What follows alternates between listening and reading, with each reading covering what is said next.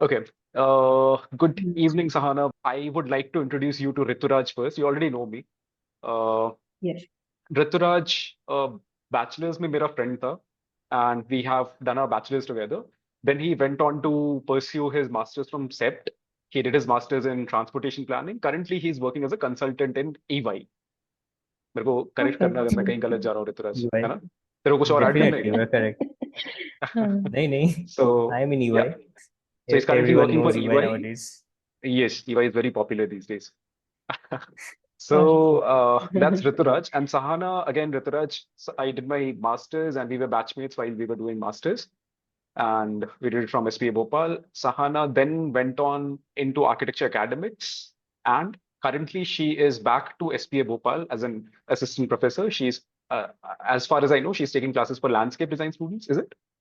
Yeah, Yeah, yeah, for masters in yeah. landscape So design or there was a yeah. brief time where I was of course teaching architecture for a year, and then I Mhm. taught design for 2 years, and then I'm back in architecture. Back in architecture, correct. So I was teaching Noted. BDES for 2 years, almost Okay, like 1 month, 1 year and 10 months ish. Yeah. interesting. Interesting. Mm. So. Okay. So that's a Mm. very brief introduction of everyone. And to start the conversation with, like, Sana, can you give a very brief introduction of yours, like in your own language? And can you tell us a little about, for viewers who maybe are new to architecture and don't know a lot about architecture, can you just tell a little about what landscape architecture is and what is the scope of landscape architects? Mm.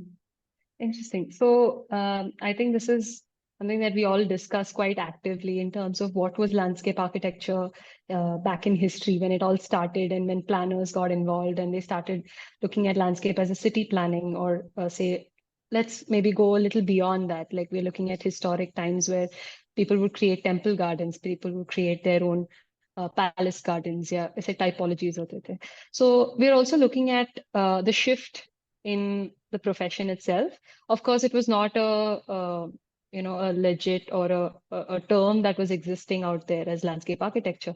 But much later, when city planning started coming into the picture, and when we had Ian McCarg and all of these people who got involved in taking stakes as people who are kind of advocating for ecology in cities, right? So tab ye thoda sa it started getting formalized as a profession, and I think it's still taking its own dynamic process that it's evolving into something. In the current day context, somebody would look at creating like commercial landscapes for say institutions or campuses or I mean even public gardens or residential gardens for that matter. And I see that there's a lot of look at landscape architects in this current scenario where we're also looking at engaging with multidisciplinary groups and looking at collaborative work where we're working with city policy, administration, and governance, and also implementing a lot of policies related to, say, climate action and all of that. So there's a lot of translation that's happening through landscape architects in the current day, and I think it's a very like powerful profession to look after because it does not only deal with the open spaces and only deal with garden typologies, but it's also looking at, say, for larger settings like looking at forest conservation and working with ecologists, working with people from the horticultural department or, say, botany. Right? So we are all kind of collaborating depending on which dimension we are working in. And there is, of course, a lot of potential, and people are trying to reframe what it means in the current day. That's where we're at. Interesting. So, like the kind of architectural education that we are giving to students today, what do you think for a bachelor's in architecture student who is like pursuing his bachelor's in architecture, uh, what is the relevance of landscape architecture for them while they're doing the bachelor's? Absolutely. So this is also something that I would try to look back as an architecture student in terms of what are the missing gaps that could have been covered through our landscape architecture education back, taking it back to BArch. I think as architecture education, we approach the site to be this kind of a boundary, say a rectangle or a polygon for that matter, which encompasses everything. Our creation and is, encompassed in that polygon, right? So in many ways, our approach is also that limited, even often when we are looking at urban inserts or we're looking at public space design, only that's the time where we think, okay, let's look at the city, let's look at what people need. And maybe some instances in public buildings, we take into consideration the domain of the city and the context. But otherwise, I think it's a kind of a lost dialogue that we have with the site sitting on a piece of land that has a certain like ecological context, that has a certain like landform that we address. So these then become these features that we look through that architecture space. It's not that we are in it, So there is this sense of vantage, there is this sense of viewing that place versus being in it. So I think most of the dialogue that can happen in architecture should be around understanding the land while we build. And most often, I think the landscape architecture then becomes, okay, there are these green patches that we, just kind of differentiate from the built, and then that becomes your landscape. But very interestingly, if I have to kind of put across my practice duration, which was at Bhumiputra Architecture, where we had actually worked as a collaborative team. So I was on board with a bunch of architects who were very well versed with a couple of projects. They had executed large scale projects. Now they have been now challenged with sites that are complex to deal with because they are in the floodplains of certain rivers, and there's a lot of ecological imbalance that they may be anticipating. So which means that they have to understand the land before they start designing anything on it. So this was a time where it was very sensitive to look at it from the landscape architecture understanding, because to be able to understand and tell the story of the land that the design should be able to, cater to. So I think they were very accommodative of the fact, or rather sensitive about the fact, that a landscape architect's lens is required before we start building or thinking about a master plan of the space. So I think that exposure and the way that we came into a dialogue much initially while we had the site in hand and we were just discussing, I think that was a very fruitful exercise for all of us, because it's not just easier for them to take on and do the master plan once we have that dialogue initially. It's also we are able to checklist a lot of issues that we could mitigate by understanding the land better, because we are dealing with a lot of flooding issues on the site. We're looking at built being compromised in terms of its foundation or its facade and all of that. So these are elements which we can carefully manage in terms of looking at water management strategies, to look at how we can have more permeable surfaces where we are able to tackle the water situation around the building and like protect the space. So I think that intersection dialogue is important, where maybe some fundamentals of these, looking at soil, maybe looking at the geological structure. I know it's very challenging. It's very exhaustive as to expect from a BR student who may have very little time, because they'll have to quickly get into the building services and all of the further details. But I think just spending a few days to like maybe just look at what the land is saying before we look at it, not as a polygon or as a terrain. I think most often we've been given briefs that says flat land. There's no land that's flat, right? I mean, even it may have a gentle slope. Let's characterize the land first. So I think these kind of approach towards like characterizing a site should be something that we shouldn't like overlook. We should be able to see the land in its actual form to be able to understand, even if it's minor. I think it's significant enough to read the land properly. So I think that would be the initial bit. But again, I think it's also to tell architects who are getting into practice to understand the value that they may not have the entire skill set of a landscape architect. The idea is not to empower them with all the toolkits, but is to understand where they need help. Because as we work with services, we need vendors, we need consultants to give us inputs, right? So this is as simple as that. They should know where to collaborate, and they should know where things are critical to bring somebody on board. I think even giving them that outlook about how to function, that you are not the mastermind of the entire project. You can never be. Like any project requires a team, right? So to be able to position themselves and their roles clearly and to articulate that through education would have given them a little more edge in terms of how they practice. And they know whom to look for depending on a certain project or need. So that sensitivity may be something that can be like practiced. Makes sense. And also, like during a time when we are talking about things like climate responsive architecture, sustainable architecture, everything is basically being achieved through build spaces, right?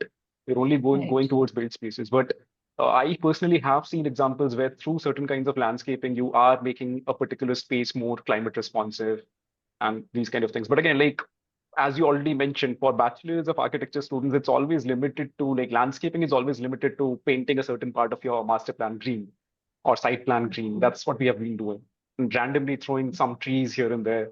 So Absolutely. that's one gap that we have been identifying and talking about that there needs to be some like someone needs to address this for bachelor students as well.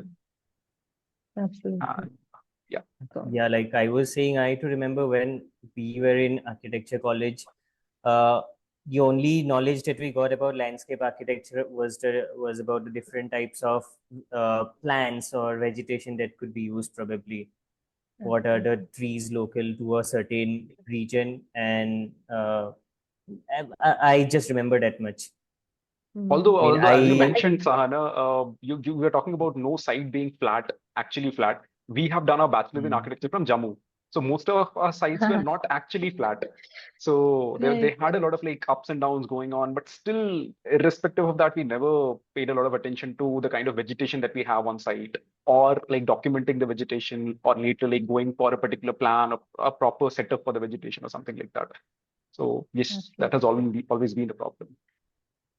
And I often see that, architects have this saying, okay, we want to build a basement and we've got an existing tree, right? So Okay. now we've had these dialogues saying, okay, we want to retain the tree. Now, can we have a basement around this tree? And how does Hmm. that ecosystem work?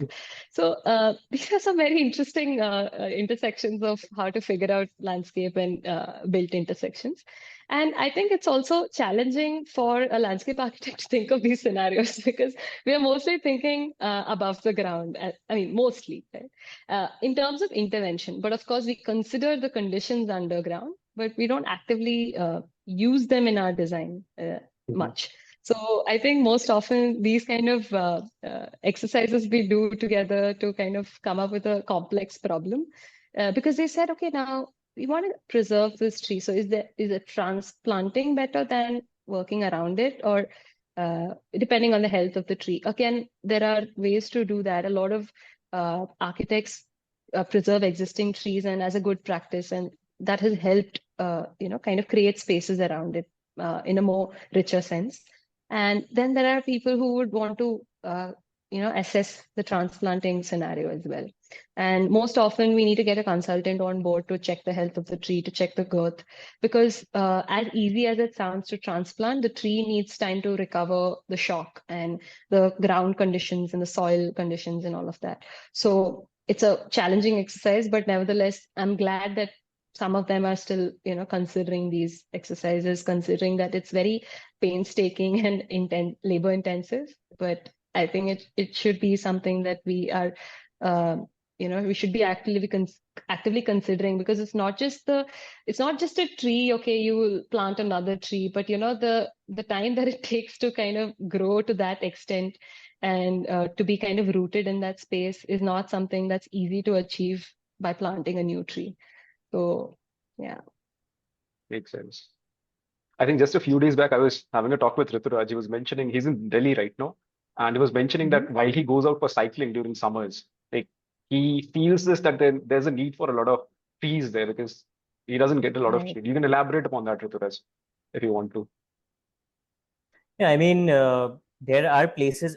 I mean, it's not the entire Delhi, but patches of Delhi where Mhm. you won't find trees. It's mostly concrete. So going out for a walk or maybe just cycling around it becomes a very tough thing, difficult thing, especially in the summers because you literally have no shade anywhere. Mhm. I mean, And there are that made no us shaded wonder. spaces. That made us wonder that, like, do we not have landscape architects or people from this background in the whole like team where they plan out these entire streets or something? Ideally, they should, but I think a general notion has been that they come in much later. So somebody in the public domain would have determined कि हमको infrastructure चाहिए. So for them, the built infrastructure is everything, right? that means that, okay, let's get the light poles in, let's get the electricity wiring and all of that done. And then our thing is done. And trees become an afterthought. So until, say, Rituraj goes on that road, nobody has ever thought about कि इधर चलेगा कैसे इंसान, right? So I think in many ways, where a team steps in and indicates these problems, and I think it's a big miss if Delhi has not looked at trees on walkways at all. Like it's Patches of something Delhi that again. people know the weather. Yeah. Yeah. So I think it's also sort of a perspective, right? Like now somebody who's designing is probably sitting in an air-conditioned building and is not realizing the on-ground scenario, right? Is not walking that street every day. So often there is a big gap between what the person experiences as a user of that space and as a designer. I think that is something that people have to actively engage. And I don't think we need landscape architects to say that you need trees. Like even Rituraj can say that, like I think it's such a common thing that anybody should know or realize. And it's not just that we have trees as a shaded thing, because we're also looking at a lot of avenue planting. I mean, Delhi is very famous for that. Ki ek, pura row, you will have the same species planted, and then it flowers in a certain season, and it's very appealing to people. And there is a huge problem that arises with this situation is that the health of the tree or the immunity system is pretty similar across these species. So what happens is there's an attack of a certain pest or insect. It kind of tends to spill out, and it's also kind of a risk to all the trees in that avenue. So in fact, this kind of planting has also been criticized heavily in terms of the ecological diversity and the biodiversity of that space. And in fact, there is this interesting book that's called The Hidden Life of Plants by Peter, I forgot the second name, but yes. So he has actually talked a lot about how plants interact with each other through their root system and their root networks. So we're also not just establishing the connect of shade and everything, but there's also a whole habitat that exists under the soil. And these kind of interconnected root systems are also establishing community between the plant systems, right? And very interesting indication of this root net, I mean, this kind of communication is also through building immunity. So there was this instance that was quoted, which was there was some shrubland where there was this tree and a certain species of animal was feeding on it. And feeding on it, like overfeeding on it. So that tree was kind of losing its presence in that zone. It was getting utilized more faster than its regenerative capacity. And this species of tree has kind of sent out signals in the air and through their soil network to another set of same species that were like kilometers apart, right? And that species, that bunch of trees or shrubs have kind of acquired a immunity system that by the time these animals reach there, they were not able to feed on those plants. So this is how intricate and complex these systems are. And there's actually a lot of writing on plant knowledge, plant intelligence, in fact. So I think there's so much richness, not just in terms of the ecological service of it providing shade, but there's much more like richer things around, which I think, of course, as a person who may not be actively involved in it professionally, may not realize these, but these are some things that may, I think get people to be connected to the plant world. Okay. I think I remember watching a video about the same thing that you Mhm. mentioned. I think in that video they were showing they chopped off a tree and like it was in between a lot of other trees. And the other trees sent out like their roots basically just to supply that chopped off tree with some nutrients and stuff like that. So I remember watching a video like Yeah. that. Interesting. But So again, they like have their own yes, community. Yeah. yeah. But Is that that brings real? me to my Seriously? what? It's a completely new fact. I mean, Yeah, seriously, is that's that real? yes, it's real. I actually My saw a God. video. It was a proper video by some like either Discovery or some other channel, I guess. Okay. And they were showing Hmm. how the other trees help out the tree which is damaged, like that. Yeah. Okay. That's So that great. brings me to my next question, which I was wondering, like, how do we set a mark between landscape architecture as a profession and maybe a horticulturist? Like, what is the difference Right. between them? So, like how we are architects and we have a structural consultant or we have an electrical NEP or HVAC, right? So this is almost like that. Like horticulture is a service within the larger landscape architecture domain. So most often we are not equipped with a lot of like the plant species. And especially if we are working in different zones and we are probably say based in, I'm currently in Bhopal. So if there's a project in say Maharashtra or Kolkata for that matter, is that you're not very well versed with the landscape and the native species of that specific region. Of course, it takes effort. We do the reading and study, but to a larger domain, a horticulturalist is very well versed with the more of the botany side of things in terms of looking at uh, like their scientific, of course, their names and their parameters, but it's also understanding what kind of species may work well in what scenario. Of course, the final call is definitely taken by a landscape architect because the person is only suggesting these species. But as a landscape architect, you're not just planting because you want that species in your landscape, but you're also looking at the form, you're looking at the function that it has. Say, if you want a tall shrub that you need to screen, so you're also like picking and choosing because you're creating volumes in that space. So you're looking at massing, you're looking at the ecology and the kind of diversity that biodiversity you're creating in that space, along with the plant knowledge. So primarily, they then become our resource to understand what kind of plant species are available in that city or area. Interesting. So as you talked about functionality, again, I've seen a lot of people in general have a notion landscape is more about aesthetics. It's just about decorative, just putting some decoration somewhere, and that's the reason why you put together some plants. But as a matter of fact, I know it's not just decorative; it has a lot of functional aspect as well. Can you elaborate a little more upon that? What are the functional aspects, or what are the functional things that we can achieve out of plants or landscaping a particular area?